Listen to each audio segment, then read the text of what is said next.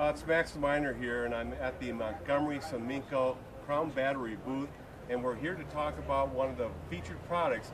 I'm here with Wiley Akers, President of Sales for Muck1 America, and Greg Cullens, Vice President of Sales for PT Tech. So Wiley, could you tell me a little bit about this piece of equipment? Yeah, about 5 years ago, we were out touring the hard rock mines, just searching for additional business. And everywhere that we went and everyone we talked to, we said, you know, is there anything that we can do for you? And they said, you can help us with our diesel problem. They said, we have a piece of equipment underground that we refer to as a mucker.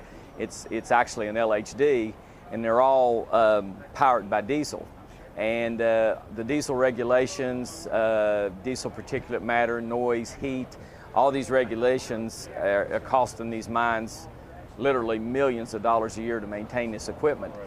So we went back with the idea of developing an all-electric unit that immediately, with an all-electric unit, you have no diesel particulate matter, your noise levels drop 90%, there's no heat, and you have a unit that, although it is powered by electric, it will do everything that the diesel unit will do. Could you maybe point out a couple of features of this piece of equipment, things that you'd like to highlight? Our machine, although it's powered by a DC battery, it's an AC machine. Right. DC goes into the Suminco VFD controller, it comes out as AC to the motors. Right. Okay? The AC motor is a very good feature because, as everyone knows underground, an AC motor is practically a maintenance-free motor. All right. And it will last for ages, okay? And very powerful. These electrical units are more powerful than the diesel units that they use now. Right. These units have 60% less moving components than a diesel unit has, and that relates directly to less maintenance, less cost. I know that PT Tech had some involvement in that, in designing some components that would help. We worked from the very beginning with Crown Battery on the batteries, Suminco on the electrical system, and PT Tech on the transmission. We had a lot of interaction with PT Tech for years on putting their reducers, combination brake and tram reducers, in our underground coal mining scoops. And honestly, we've been putting them in there for about 6 to 8 years without one single failure, never a failure. Okay, so it made all the sense in the world to put it in this unit. This is Max the Miner. I'm at the Cogar manufacturing booth at Mine Expo. I'm with Lowell Cogar, President of Cogar Manufacturing.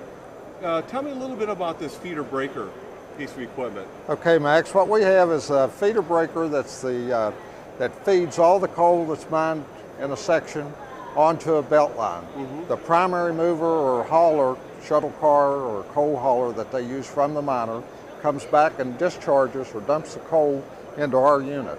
And sometimes there's rock or partings in the seam. Right. That just comes into this. So we have to crush all this material down to a size that the belts can handle. Okay. And then the belts are very expensive, and there may be 20 miles of belt to bring this product to the outside.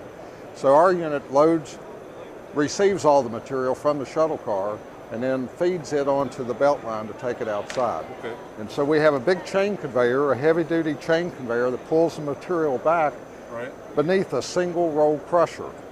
These units are typically about 200 to 350 horsepower. We're looking at big capacities today. Feeders will handle somewhere between 1,250 to 1,750 tons per hour. Okay. So we don't get that backup of material. We want to get it outside and onto the belt, let it move its way out to be prepared and processed and shipped to the end user. Okay. So we can talk a little bit about the crusher drive if we'd like onto the side. All right, great. We have one electric motor that powers both the crusher and the conveyor drive. Okay. And we protect this crusher in the event a tramp iron or a piece of material would get in and lock that crusher. We want to protect the motor and this drive system. So we use a PT Tech torque limiter between the motor and the reducer. And this unit has a special a new system that we use to mount the crusher into the feeder. The crusher, of course, is a heavily used item. we have to replace bits and cutting tools on that crusher. So we have a system here where that can be bolted loose and you can remove the crusher and replace it with a new one much easier than the old systems. It's a direct drive reducer, there are no chains, and the PT Tech unit has done an excellent job for us in protecting the motor and the electric drive.